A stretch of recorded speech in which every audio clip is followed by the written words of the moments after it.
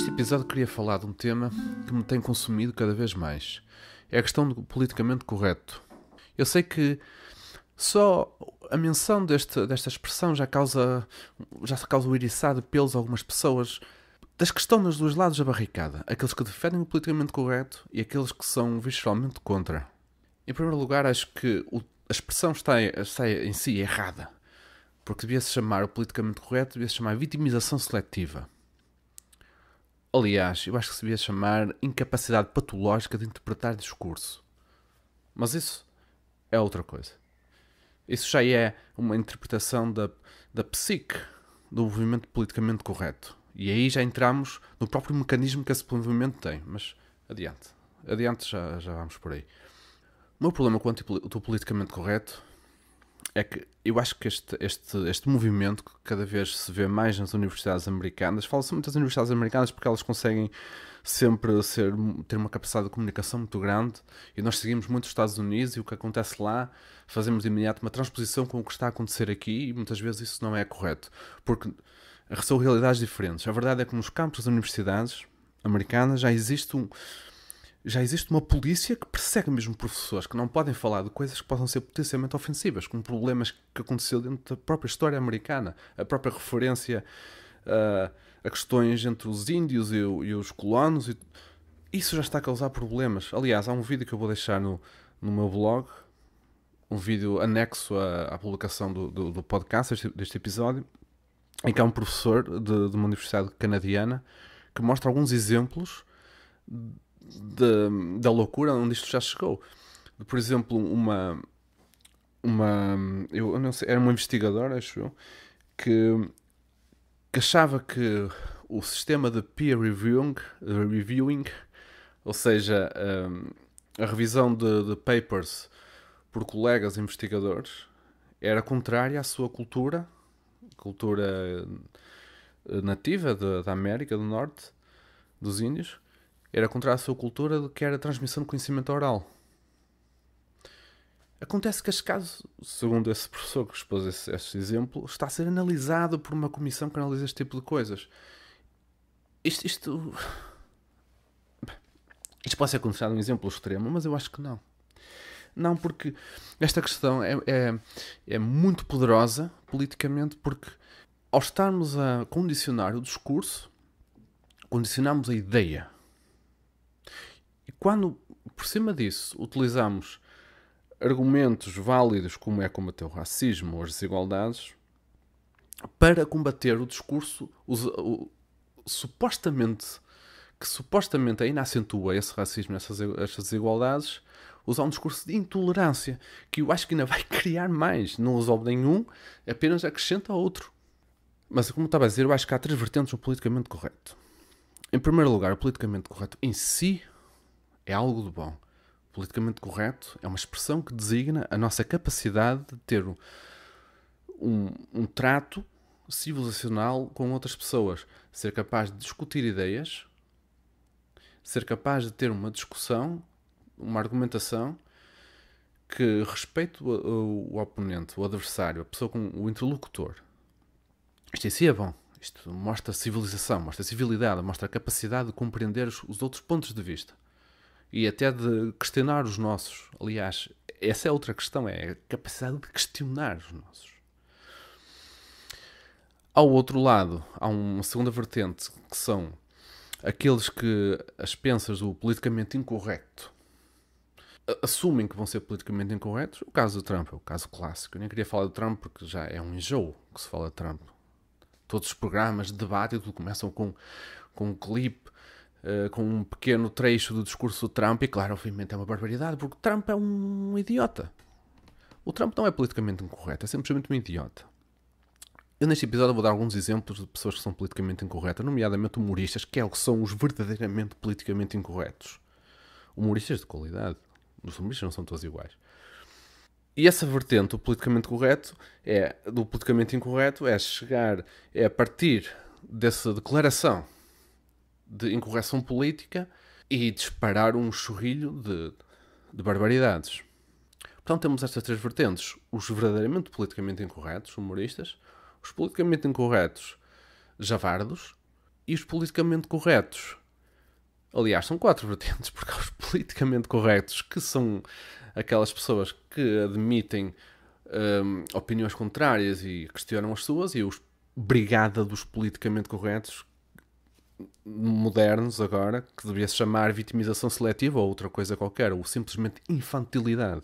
Porque é uma posição muito infantil, é quase como uma criança na adolescência a questionar os pais. É uma atitude infantil. As crianças são muito inteligentes. E nós reparamos que aos 6 ou aos 7 anos tivemos uma conversa com eles compreendem a lógica por trás de um raciocínio. E o que eles não compreendem é abstração. Eles não compreendem metafísica ou uma pergunta porquê é que nós existimos. Aliás, a maioria das pessoas não compreendem, mas compreendem a necessidade e compreendem onde essa discussão se coloca. No raciocínio, na nossa mente, onde é que se coloca a discussão existencial, a discussão filosófica. Mas as crianças não percebem isso. Percebem a lógica. Se nós explicamos coisas com um encadeamento correto, com lógica, elas reconhecem-na. É o caso dessa tal brigada do politicamente correto. Não reconhece as lógicas das abstrações. Não reconhecem a subtileza do discurso. Para eles, por exemplo, imaginamos que um escritor escreve sobre uma personagem e faz dela racista.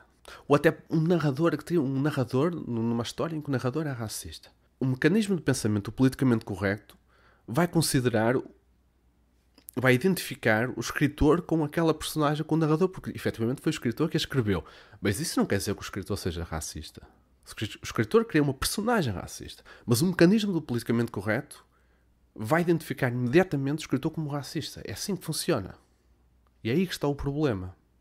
E antes de passar aqui a uns exemplos que eu queria dar, muitas pessoas podem argumentar, bem, tudo bem, isso até pode ser verdade. Mas é mais problemático a questão do politicamente correto do que a questão que o politicamente correto tenta contrariar, que é a questão do racismo. Nós devíamos estar a denunciar o racismo e não o politicamente correto. Ora bem, isso faz parte da demagogia.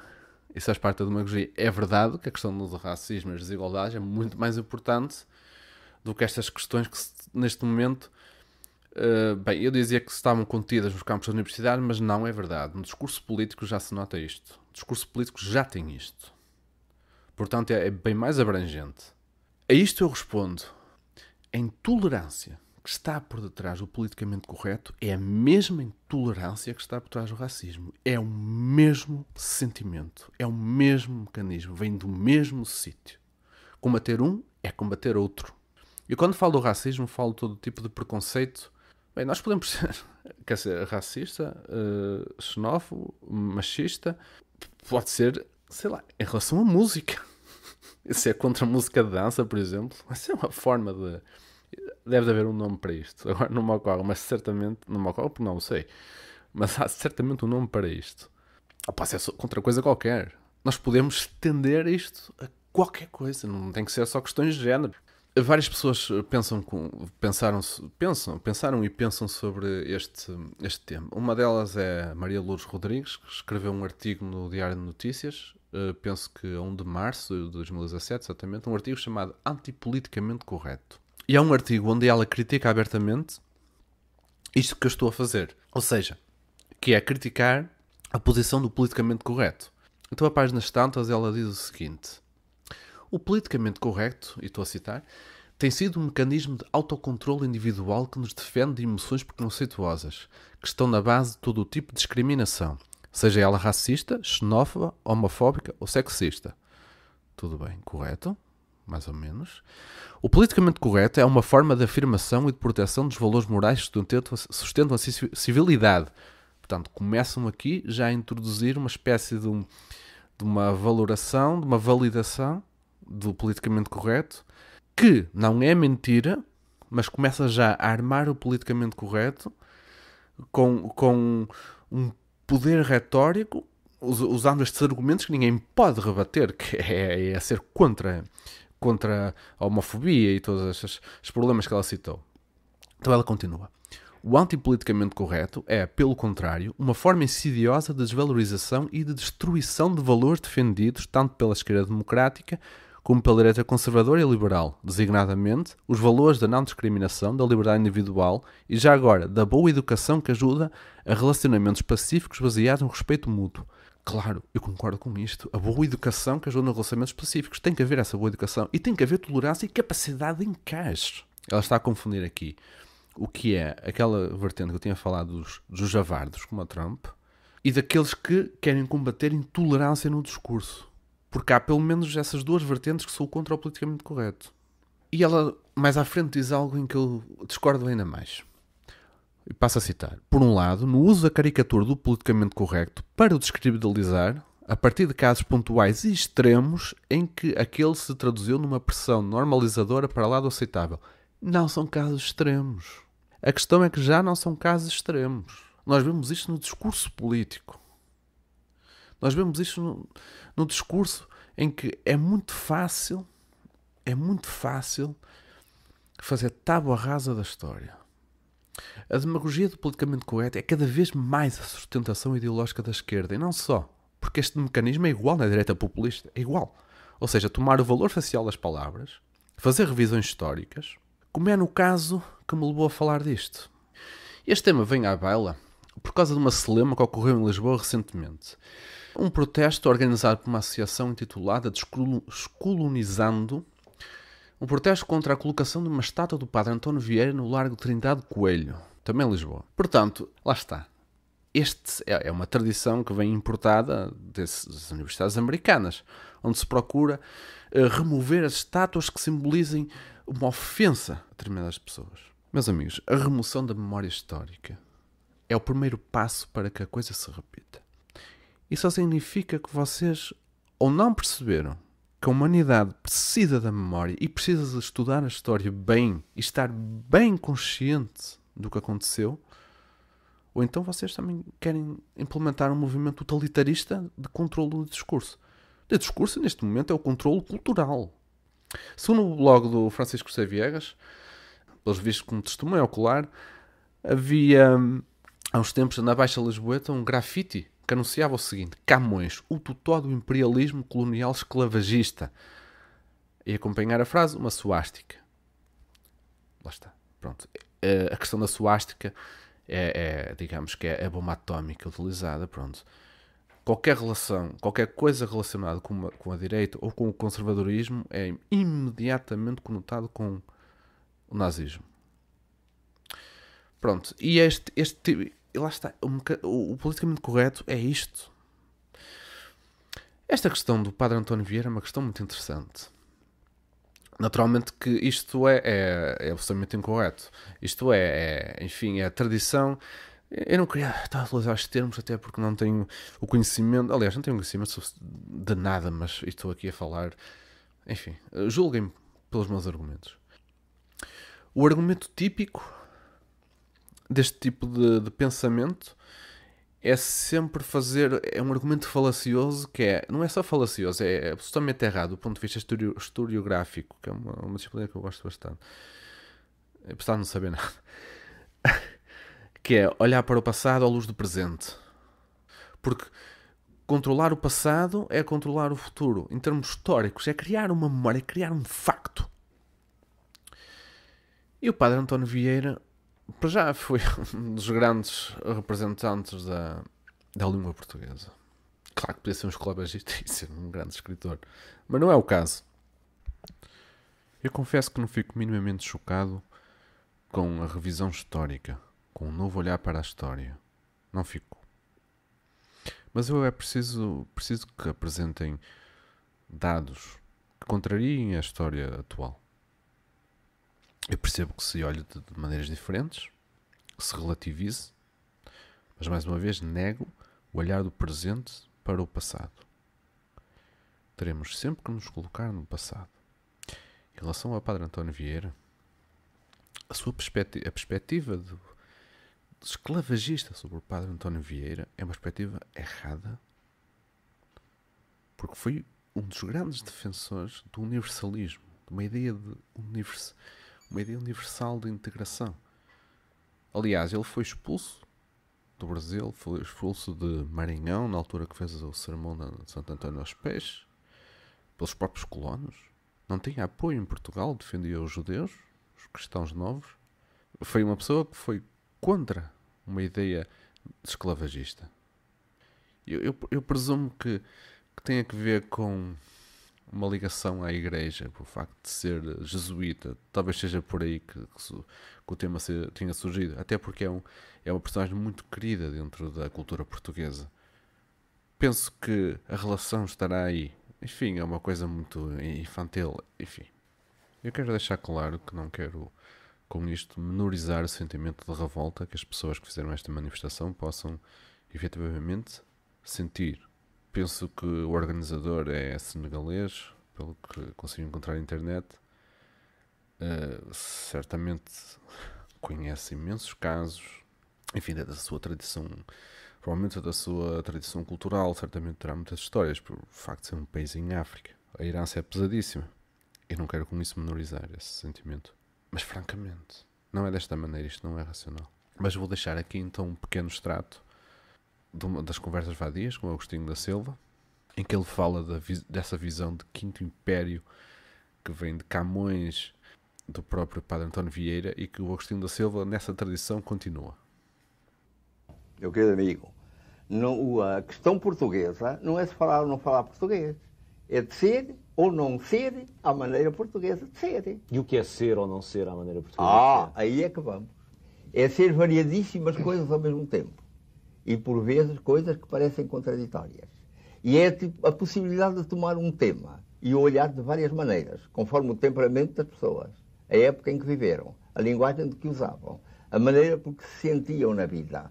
Quando se fala agora em Quinto Império, toda a gente se esquece de que a primeira ideia de Quinto Império apareceu com o Camões, no Lusíadas na Ilha dos Amores.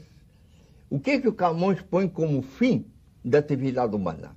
Na primeira parte dos Lusíadas, ele o que conta é como os portugueses realizaram esse projeto extraordinário, passo a passo, com toda a obediência à lei e às técnicas que era preciso empregar, desde a fundação, desde o começo de uma agitação, digamos, portuguesa lá pelo lado do Porto e pelo lado da Gaia, até o Vasco da Gama chegar a Calicut.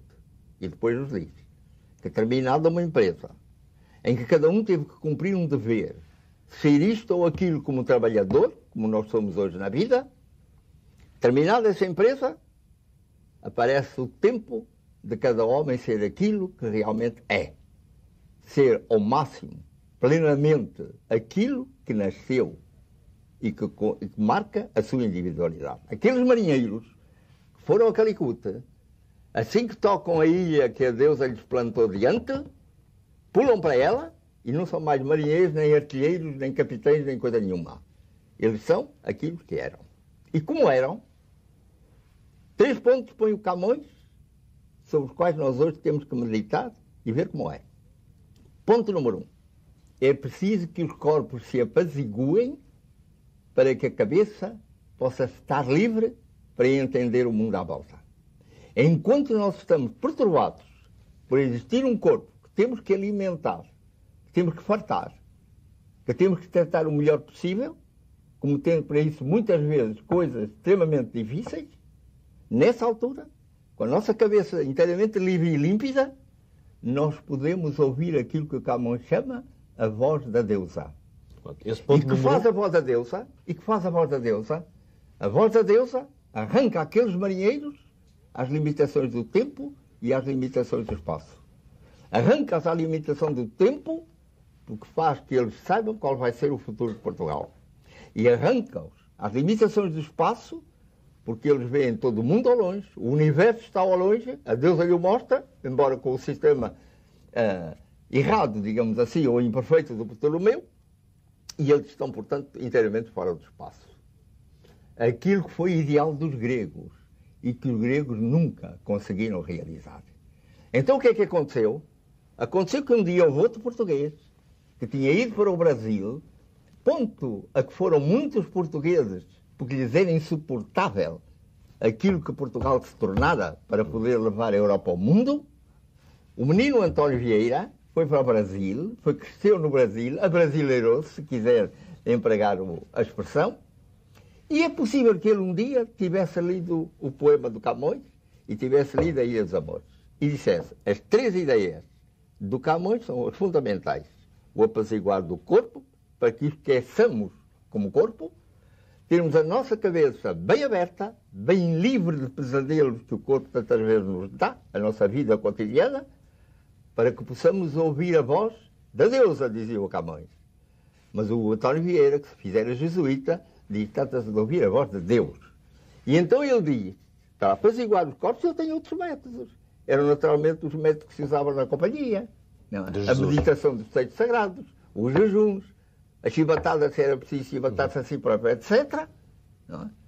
Para que realmente, da mesma maneira, a cabeça se torne limpa e nós possamos ouvir, diz agora o Vieira, a voz de Deus, o qual me vai mostrar as coisas fundamentais do mundo, me vai fazer ultrapassar o tempo e o espaço. Me vai provavelmente fazer ultrapassar esse problema de se há liberdade ou se há destino, para eu chegar àquele ponto onde a liberdade e o destino estão inteiramente conjuntos. E avançou sobre o Camões. Porque o grande feito de Camões foi contar o que se passava na Ilha dos Amores e não tirar conclusão nenhuma. Nenhuma. Mas tudo isso... Termina logo o poema. Mas não, tudo... lá, faz favor. Deixe-me até ao fim, senão não se entende nada. Ele não diz o que fizeram esses marinheiros depois de ter aquela experiência extraordinária de ter vivido na Ilha dos Amores. Chegaram a Lisboa, o que é que fizeram? Não se sabe nada. Camões estava cansado, já não podia cantar mais coisa nenhuma, não mais musa, não mais, e ficamos por aí. Com o Vieira não aconteceu assim. Quando ele pensou à sua maneira uma Ilha dos Amores, ele disse: agora, aquilo que eu pensei e pus nos mesmos 3 pontos essenciais que pôs o Camões, agora isso deve servir para o mundo inteiro. Homem, porque é homem, terá sempre como ideal apaziguar o seu corpo, ter a cabeça livre de pesadelos, para poder ouvir o quê? E já não se podia dizer nem a voz da deusa, nem a voz de Deus, a voz do universo.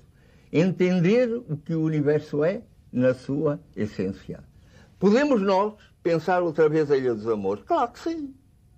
Podemos nós pensar, por exemplo, se pedimos uma pessoa na rua, o que é que ela precisa para apaziguar o seu corpo, ela vai logo mexer num ponto de economia qualquer. Quer dizer, é preciso, para que essa Ilha dos Amores possa existir, que o homem possa entender que o capitalismo existe, não para ficar continuamente tendo mais lucros e descontando mais juros e pagando mais dívidas ou pedindo mais dinheiro emprestado, mas para terminar num ponto em que a economia desapareça completamente, em que haja tudo para todos. Primeiro ponto.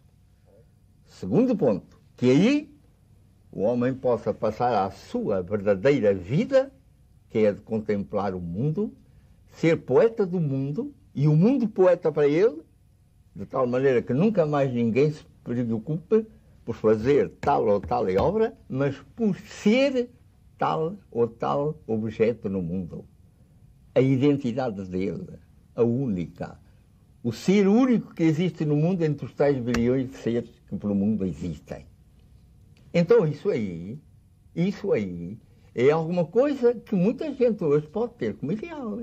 E muita gente tem como ideal, e toda a gente, podemos dizer, tem como ideal, com um feitio ou outro feitio, de uma maneira ou de outra maneira, e que talvez realmente um dia tome conta de todo mundo. E quando o nosso amigo diz o Quinto Império, ele está se referindo apenas aos 4 que desabaram, que vêm na Bíblia e que desabaram, e aquele império é o 5º, mas não há 6º. É o império que não desabará.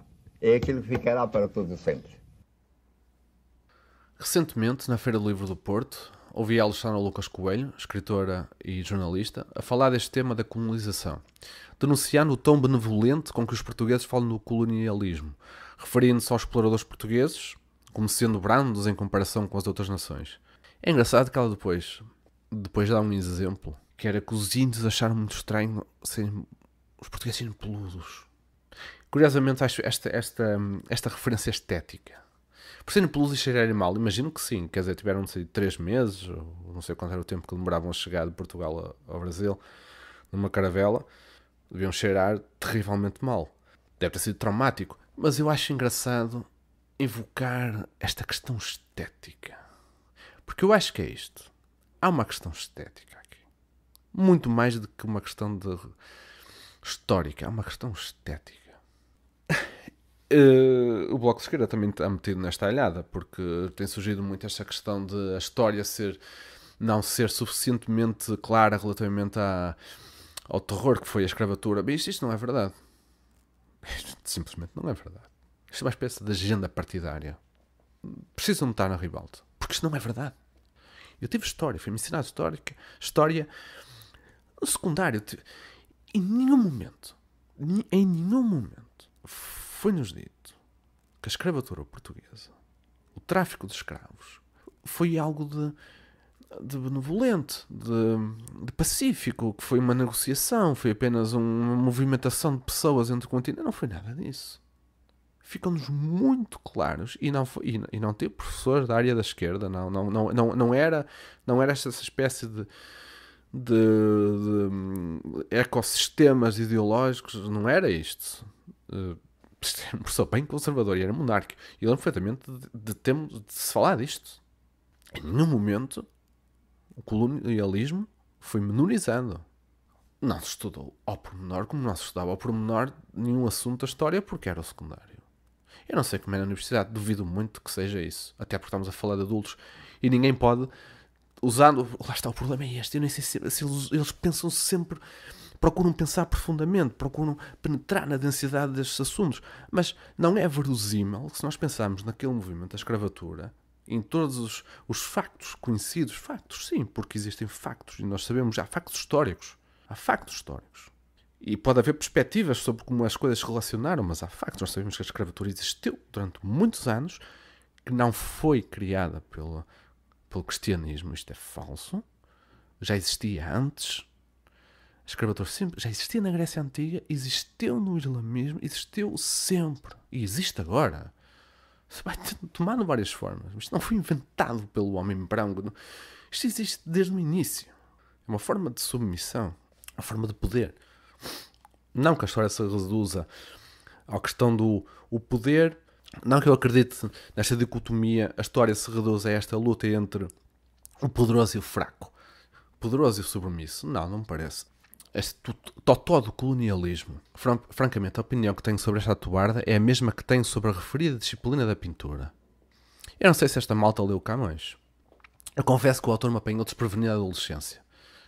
Tendo em conta todas as referências mitológicas e históricas, foi difícil para mim capturar todo o significado da poética camoniana. Particularmente os Lusíadas. Mas é preciso compreender o que é a literatura épica. A sua função e o seu enquadramento da obra na corrente artística da época. Eu não sei se eles têm noção, mas os Lusíadas não é história. Os Lusíadas é um poema. É bom ter esta noção.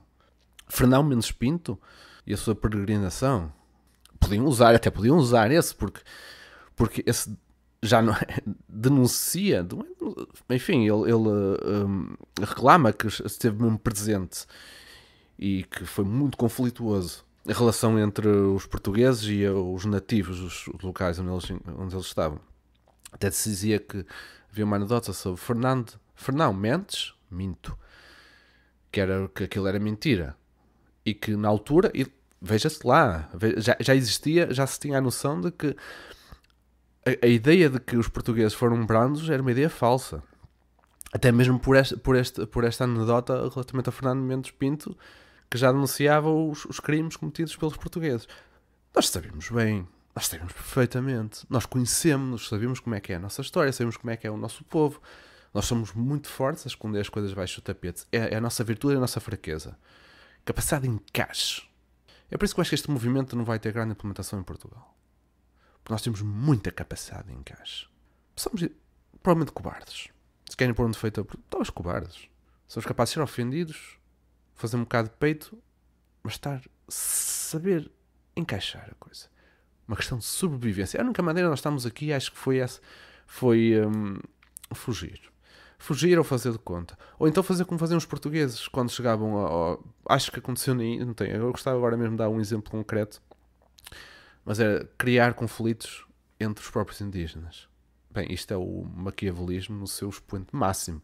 E era a única maneira que um povo de 3 ou 4 milhões de pessoas na altura, nem sei se era tanto, conseguia fazer o que fez. Bem, esta questão histórica merece uma reflexão mais aprofundada. Há muito em causa. Mas há um outro lado da civilização, da sociedade, onde o politicamente correto, principalmente, inflama-se muito, que é na questão do humor. Eu vou citar outro artigo, desta vez da Isabel Moreira. É um artigo que ela escreveu em 17 de dezembro do ano passado. E é um artigo intitulado Sabias que és de direita? Acho que é mesmo a questão. Sabias que és de direita? Em que ela defende o politicamente correto desta maneira. Quando decido não perpetuar anedotas sobre deficientes, quando decido parar a cadeia histórica de repetição das palavras que são a tradução dos insultos dirigidos às mulheres ou aos homossexuais, estou a exercer a minha liberdade de expressão negativa. Estou a escolher. E aí reside a grandeza da minha liberdade. Não contribuir pela linguagem para a desigualdade e para a discriminação. Errado. Quando se sanear o humor, fortalece o totalitarismo. Fortalece exatamente aquilo que está a combater. Os humoristas têm tido muitos problemas. Mas antes de falar dos humoristas, um estudo recente de uma investigadora, eu vou deixar os links para estes artigos no meu blog. É uma investigadora que esteve infiltrada nas universidades para averiguar discriminação e assédio na academia. Bem, eu não vou falar sobre a questão do assédio, nem vou negar que existam, de forma alguma. O problema é que é a mistura que se faz das coisas. Então, a certa altura, ela no artigo fala das piadas. E diz isto, eu vou citar. Há estudos sociológicos que analisaram o papel social do humor. E que demonstraram que o humor é uma estratégia, consciente ou não, para as pessoas poderem dizer coisas em que acreditam, mas que sabem que não são socialmente aceitáveis, sem ter de sofrer uma penalização social. Repare-se nisto. Há aqui tanta coisa. Repare-se a riqueza desta frase e o absurdo. Primeiro é penalização social. Esta expressão está cheia. Esta expressão é uma espécie de uma ponta de um iceberg. Penalização social. Repare-se, penalização social. Nós já estamos a entrar numa distopia. É uma coisa inacreditável. Pois é. É uma estratégia consciente ou não. Repare-se. Estas teorias partem sempre de uma intenção oculta. Consciente ou não. Todas as fugas foram vedadas. O humorista, aquele que faz uma piada, em que faz uma crítica a qualquer coisa, esse humorista é um opressor. É este o mecanismo politicamente correto. Eu vou ler outra vez. Há estudos sociológicos que analisaram o papel social do humor e que demonstram que o humor é uma estratégia consciente ou não para as pessoas poderem dizer coisas em que acreditam, mas que sabem que não são socialmente aceitáveis. Mas há mais exemplos. Vou, por exemplo, pôr agora, a propósito do humor, uma declaração de John Cleese sobre esta questão do politicamente correto. I'm offended every day. For example, the British newspapers every day offend me with their laziness, their nastiness, and their inaccuracy. But I'm not going to expect someone to stop that happening. I should just simply speak out about it. You know, sometimes when people are offended, they want somebody to just come in and say, right, stop that, to whoever is offending them. And of course, as a former chairman of the BBC once said, there are some people one would wish to offend. And I think there's truth in that too.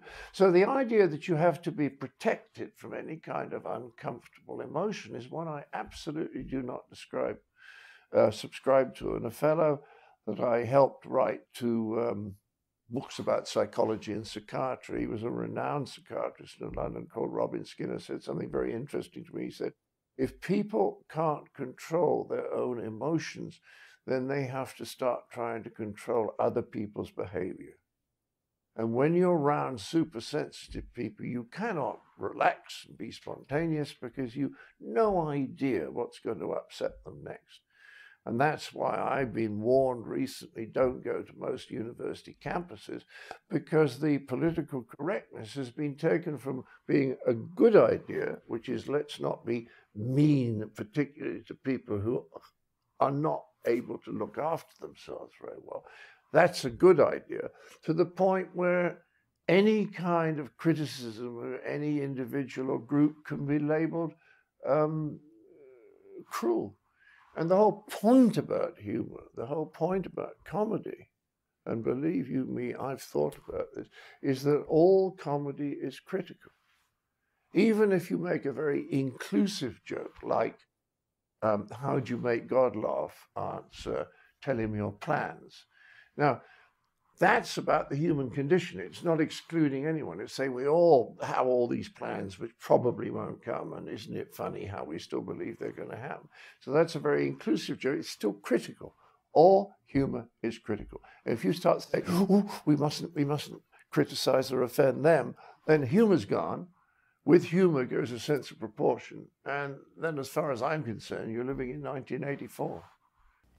Portanto, é a nossa capacidade para brincar, na minha opinião, para ficcionar o interdito que melhor nos prepara para o enfrentar. Tolerar a ofensa é um dos atributos mais importantes da democracia. Eu atrevia-me a dizer que o humor é uma virtude de pessoas inteligentes. Mas o aforismo é falso. A capacidade de rir e, mais adiante, a capacidade de conviver com o riso do outrem são virtudes que espelham a nossa noção de liberdade. Começamos a viver a liberdade na liberdade dos outros. Essa é a métrica. E esta hipersensibilidade é uma intolerância aos outros. Nós temos mesmo que encaixar. E temos que ter a maturidade intelectual para perceber onde está uma declaração de ódio e onde está uma piada. É muito difícil perceber essa linha, mas isso implica maturidade, isso implica leitura, isso implica densidade intelectual, mas é mesmo isso é vida, nós temos isso.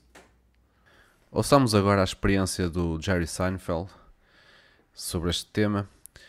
Este humorista da mítica série Seinfeld, o principal mentor, deixou de dar palestras em universidades por causa deste movimento. Ouçamos o seu depoimento. Well, I will say, comedy. It's interesting. Comedy is, I do think, is supposed to push towards the lines in the medium. There are more people now who will let you know if they think you went over the line than ever before. Don't I know it? I mean, you have to feel the same way about comedy. Yeah, but they keep moving the lines in for no reason. Right. I do this joke about the way people need to justify their cell phone. I need to have it with me because people are so important. Right. You know, I said, well, they don't seem very important the way you scroll through them like a gay French king. Just... Well... That's very offensive to the gay French king. Well, I did this line recently in front of an audience, and comedy's where you can kind of feel like an opinion. And they thought, what do you mean gay? What are you talking about gay? What are you saying gay? What are you doing? What do you mean, And I thought, are you kidding me? I mean, we can't even... I could imagine a time, and this is a serious thing, I can imagine a time when people say, well, that's offensive to suggest that a gay person moves their hands in a flourishing motion and you now need to apologize. I mean, there's a creepy PC thing out there that really bothers me. Eu quero acreditar que as pessoas que militam neste tipo de movimentos não acreditam verdadeiramente naquilo que dizem. São movidos por uma paixão ideológica, simplesmente isso. Uma paixão. Se levarmos verdadeiramente à letra esta questão, à semelhança da estátua do Padre António Vieira, presumo que a estátua do Marquês de Pombal tem os dias contados. Tendo em conta a responsabilidade da figura na execução de sabe-se lá quanta gente, incluindo um programa à portuguesa, bem, lá a consequência será que os benfiquistas vão ter que pensar noutro local para festejar. Mas tendo em conta a incorreção política do futebol das águias, acho que vão ter tempo para refletir.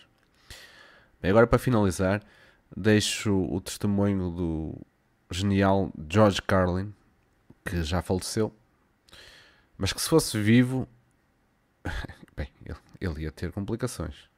Adeus. E fiquei com George Carlin. In an earlier book, Brain Droppings, I wrote some things about politically correct language, but I left out a few areas.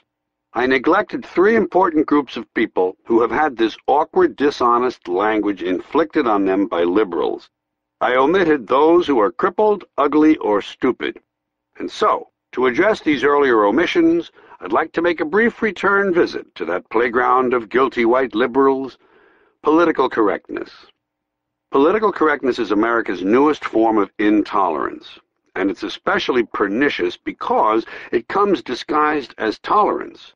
It presents itself as fairness, yet attempts to restrict and control people's language with strict codes and rigid rules. I'm not sure that's the way to fight discrimination. I'm not sure silencing people or forcing them to alter their speech is the best method for solving problems that go much deeper than speech. Therefore, those among you who are more politically sensitive than the rest of us may wish to take a moment here to tighten up those sphincter muscles, because I'm going to inject a little realism into the dream world of politically correct speech, especially the words we use to describe one another. Perhaps you've noticed that when the politically correct liberal rule makers decide to rename a group of humans they view as victims, they begin by imparting a sense of shame to the group's existing name. And so somewhere over the years the word cripple has been discarded. No one mentions cripples anymore. That's because in yet another stunning attempt to stand reality on its head, cripples have been assigned a new designation, the physically challenged. The use of physically challenged is an obvious attempt to make people feel better. The idea being, as long as we can't cure these people, let's give their condition a more positive name and maybe it'll distract everyone. It's verbal sleight of hand. The same is true of the ungainly phrase, differently abled. I believe that if a person is going to insist on using tortured language, such as differently abled, then he should be forced to use it to describe everyone. We're all differently abled. You can do things I can't do. I can do things you can't do. Barry Bonds can't play the cello.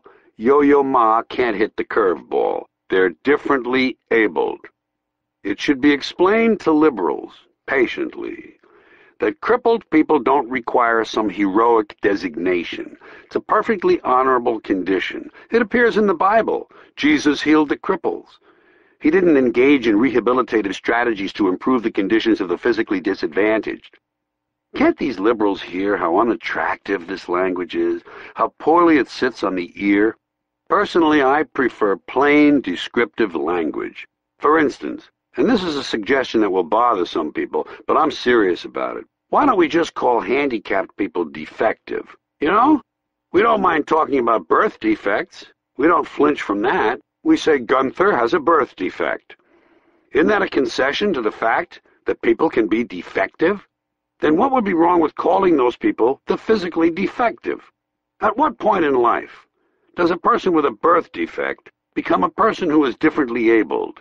And why does it happen? I'm confused.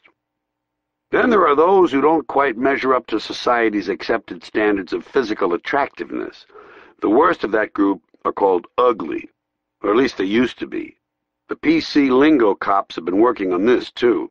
And to demonstrate how far all this politically correct, evasive language has gone, some psychologists are actually now referring to ugly people as those with severe appearance deficits.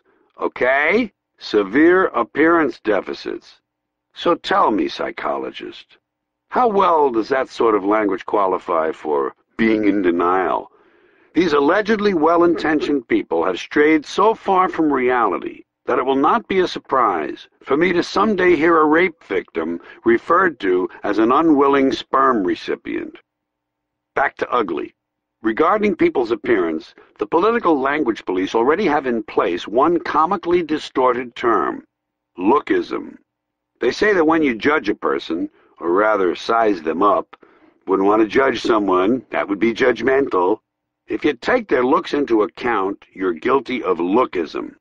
You're a lookist, and those valiant people who fight lookism, many of them unattractive themselves, tell us that one problem is that in our society, those who get to be called beautiful and those who are called ugly are determined by standards arbitrarily set by us.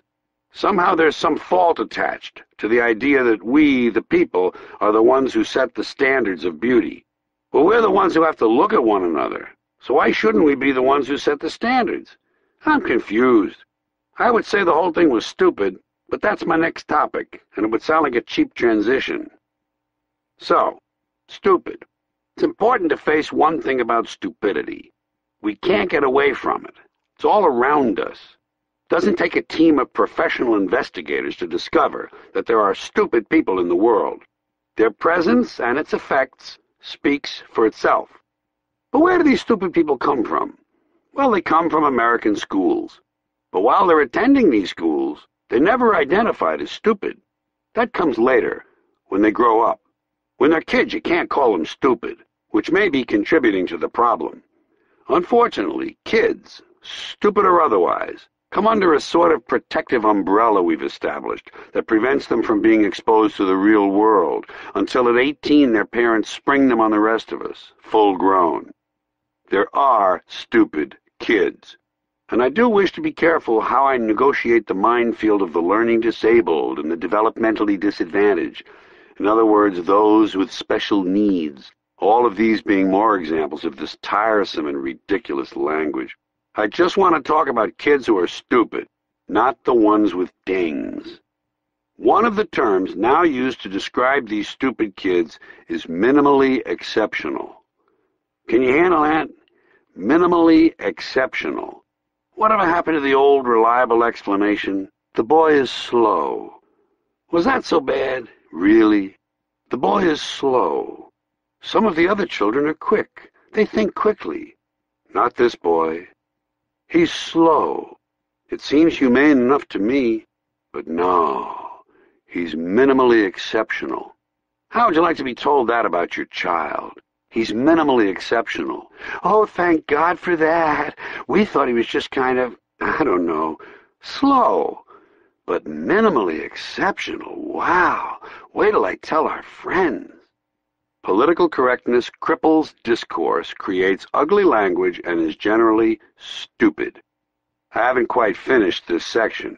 I'm sure I needn't remind you PC people that the opera isn't concluded until the full-figured woman offers her vocal rendering. I know, I really had to strain to get that in. I'm thoroughly ashamed. But before I leave this section, I wanted to make the point that on a practical level, this language renders completely useless at least one perfectly good expression.